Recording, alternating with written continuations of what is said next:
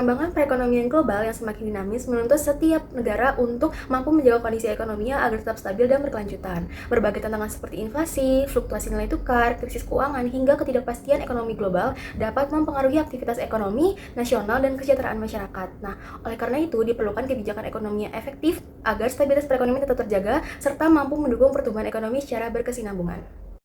Stabilitas ekonomi menjadi fondasi penting bagi kesejahteraan negara karena mendorong pertumbuhan produksi, investasi, perluasan lapangan kerja, dan menjaga daya beli masyarakat. Nah, dalam konteks tersebut, kebijakan moneter merupakan serangkaian kebijakan yang dilakukan otoritas moneter untuk mengatur jumlah uang beredar, mengendalikan inflasi, dan menjaga kestabilan nilai tukar melalui instrumen seperti suku bunga, operasi pasar terbuka, giro wajib minimum, serta intervensi pasar mata uang asing. Di Indonesia, kebijakan moneter ini dilaksanakan oleh Bank Indonesia sebagai otoritas moneter yang independen sebagaimana diatur dalam Undang-Undang Nomor 23 Tahun 1999 tentang Bank Indonesia. Nah, ketentuan tersebut kemudian diperbarui melalui Undang-Undang Nomor 4 Tahun 2023 tentang pengembangan dan penguatan sektor keuangan yang turut mengubah beberapa ketentuan dalam Undang-Undang Bank Indonesia. Nah, kebijakan moneter tersebut bertujuan menjaga kestabilan nilai rupiah melalui pengendalian inflasi dan stabilitas nilai tukar. Dalam menghadapi disrupsi ekonomi global, penerapan kebijakan moneter yang adaptif, terukur, dan kredibel menjadi faktor penting dalam menjaga stabilitas perekonomian nasional. Nah, disrupsi ekonomi global merupakan kondisi tergabungnya aktivitas perekonomian dunia yang dapat mempengaruhi stabilitas ekonomi suatu negara secara signifikan. Kondisi ini dapat dipicu oleh berbagai faktor seperti krisis keuangan, konflik geopolitik, kenaikan harga komoditas, hingga adanya pandemi seperti pandemi COVID-19. Dan dampaknya ini tidak hanya dirasakan pada sektor keuangan saja, tetapi juga terhadap inflasi, nilai tukar, investasi, likuiditas, dan juga pertumbuhan ekonomi. Nah, ketidakpastian ekonomi global ini menuntut setiap negara itu memiliki kebijakan ekonomi yang memang mampu menjaga stabilitas perekonomian secara efektif. Nah, dalam menghadapi kondisi tersebut, kebijakan moneter menjadi salah satu instrumen penting yang digunakan untuk menjaga kestabilan ekonomi nasional. Sebagai otoritas moneter, Bank Indonesia memiliki peran strategis dalam merumuskan dan juga menjalankan kebijakan moneter melalui berbagai instrumen seperti penetapan suku bunga acuan, pengendalian jumlah uang beredar, lalu operasi pasar terbuka, serta stabilisasi nilai tukar rupiah. Namun dalam pelaksanaan itu, kebijakan moneter ini sering ada tantangan akibat cepatnya perubahan kondisi ekonomi global dan juga tingginya tekanan eksternal yang mempengaruhi perekonomian Indonesia, terutama pada saat pandemi COVID-19. Nah, pada masa pandemi COVID-19 ini, aktivitas ekonomi masyarakat mengalami penurunan akibat pembatasan sosial, melambatnya konsumsi rumah tangga, dan juga menurunnya aktivitas produksi serta investasi. Nah, kondisi tersebut itu menyebabkan pertumbuhan ekonomi Indonesia ini mengalami kontraksi dan juga meningkatkan risiko ketidakstabilan ekonomi nasional. Oleh karena itu, Bank Indonesia menerapkan berbagai kebijakan moneter ekspansif untuk menjaga stabilitas sistem keuangan dan juga mendukung pemulihan ekonomi nasional. Berdasarkan kondisi tersebut, diperlukan kajian yang lebih lanjut mengenai bagaimana sih kebijakan moneter diterapkan dalam menghadapi disrupsi ekonomi serta sejauh mana sih efektivitas kebijakan moneter tersebut dalam menjaga stabilitas ekonomi nasional. Selanjutnya ada jenis kebijakan moneter. Jadi kebijakan moneter pada dasarnya dibedakan menjadi dua jenis, yaitu kebijakan moneter ekspansif dan kebijakan moneter kontraktif. Kedua kebijakan tersebut diterapkan oleh Bank Sentral untuk mengatur jumlah uang yang beredar sesuai dengan kondisi perekonomian yang sedang terjadi. Yang pertama ada kebijakan moneter ekspansif. Ini tuh merupakan kebijakan yang bertujuan untuk menambah jumlah uang yang beredar di masyarakat dan umumnya diterapkan ketika kondisi ekonomi mengalami perlambatan. Nah, tujuan utama dari kebijakan ini adalah untuk meningkatkan pertumbuhan ekonomi, mendorong aktivitas dunia usaha, serta untuk mengurangi tingkat pengangguran. Contoh kebijakan moneter ekspansif seperti Bank Sentral menurunkan tingkat suku bunga, memberi surat berharga, mengurangi cadangan wajib minimum bank, melonggarkan kebijakan kredit, serta mendorong peningkatan penyaluran pinjaman kepada masyarakat. Dengan meningkatnya jumlah uang yang beredar, daya beli masyarakat diharapkan dapat meningkat sehingga si aktivitas ekonomi itu menjadi lebih cepat. Namun, apabila dilakukan secara berlebihan, maka kebijakan ini dapat memicu peningkatan inflasi. Sebaliknya, yang kedua, kebijakan moneter kontraktif. Ini tuh merupakan kebijakan yang dilakukan untuk mengurangi jumlah uang yang beredar di masyarakat.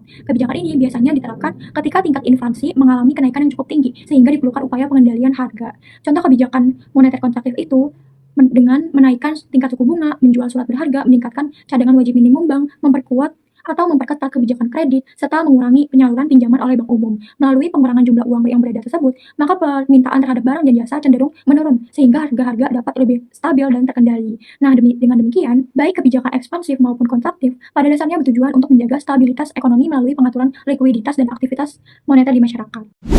Selanjutnya itu ada instrumen kebijakan moneter. Yang pertama itu ada operasi pasar terbuka. Operasi pasar terbuka merupakan instrumen kebijakan moneter yang dilakukan melalui transaksi surat berharga.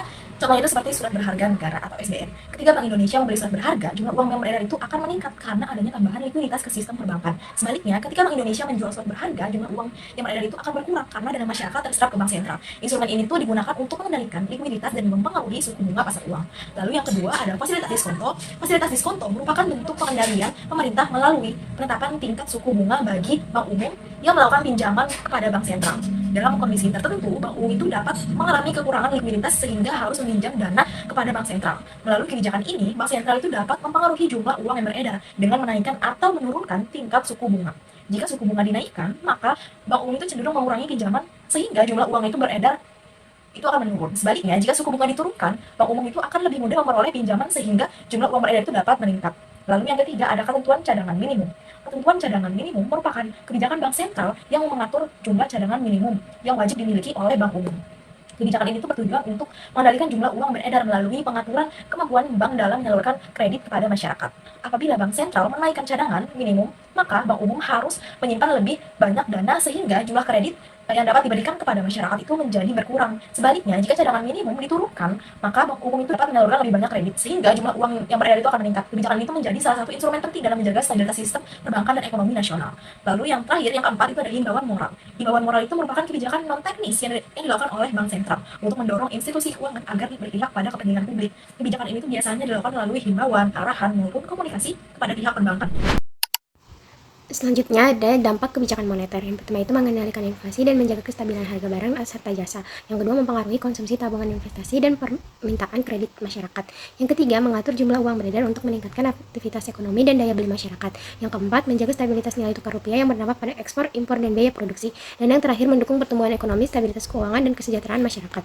Nah, pada krisis COVID-19 tahun 2020, ekonomi Indonesia mengalami kontraksi sebesar 2,07% untuk menjaga stabilitas ekonomi. Bank Indonesia menurunkan BI 7-day reserve repo rate menjadi 3,75%, menjaga likuiditas, memberikan stimulus moneter, dan menstabilkan nilai tukar rupiah. Kebijakan tersebut berdampak pada membaiknya aktivitas ekonomi, peningkatan kredit, serta terjaganya stabilitas sistem keuangan. Selanjutnya adalah transmisi kebijakan moneter. Pada dasarnya, transmisi kebijakan moneter adalah gambaran bagaimana kebijakan moneter dapat berpengaruh terhadap aktivitas perekonomian. Transmisi ini meliputi 3 akar utama, yaitu yang pertama adalah perubahan perilaku bank sentral, yang kedua adalah jangka waktu delay, dan perubahan pada saluran transmisi. Berikut adalah mekanisme transmisi yang akan mempengaruhi permintaan domestik seperti suku bunga bank, kredit bank, dan harga aset, serta permintaan eksternal seperti ekspektasi dan juga nilai tukar. Dalam transmisi kebijakan moneter, terdapat 5 saluran, yakni suku bunga, kredit bank, harga aset, ekspektasi, dan juga nilai tukar. Kebijakan moneter mempengaruhi suku bunga karena apabila bunga tersebut tinggi, maka orang akan menabung dan investasi menjadi menurun, sehingga menciptakan suatu perlambatan ekonomi. Dalam saluran kredit, mekanisme transmisi kebijakan moneter melalui saluran kredit dimulai pada asumsi bahwa tidak semua simpanan masyarakat dalam bentuk uang beredar oleh perbankan, selalu disalurkan sebagai kredit kepada dunia usaha. Selanjutnya adalah dalam saluran harga aset. Transmisi ini terjadi karena penanaman dana oleh para investor dalam portofolio investasinya, tidak hanya berupa simpanan di bank dan instrumen investasi lainnya di pasar uang rupiah dan valuta asing, tetapi juga dalam bentuk obligasi, saham, dan juga aset fisik. Selanjutnya yaitu saluran ekspektasi. Dengan semakin tingginya tawaran dalam bidang ekonomi dan keuangan, saluran ekspektasi semakin penting dalam mekanisme transmisi kebijakan moneter ke sektor real. Dan yang terakhir adalah pada saluran nilai tukar. Pada saluran ini, pengaruhnya tidak hanya terjadi pada perubahan nilai tukar, tetapi juga pada besarnya aliran dana yang masuk dan juga keluar dari suatu negara yang terjadi karena adanya aktivitas perdagangan luar negeri maupun aliran modal investasi dalam neraca pembayaran. Sekarang ada studi kasus. Pandemi COVID-19 yang mulai menyebar di Indonesia pada tahun 2020 berdampak besar terhadap perekonomian nasional akibat penerapan PSBB, pembatasan sosial berskala besar, yang membatasi aktivitas masyarakat, sehingga banyak usaha mengalami penurunan pendapatan dan meningkatkan angka pengangguran.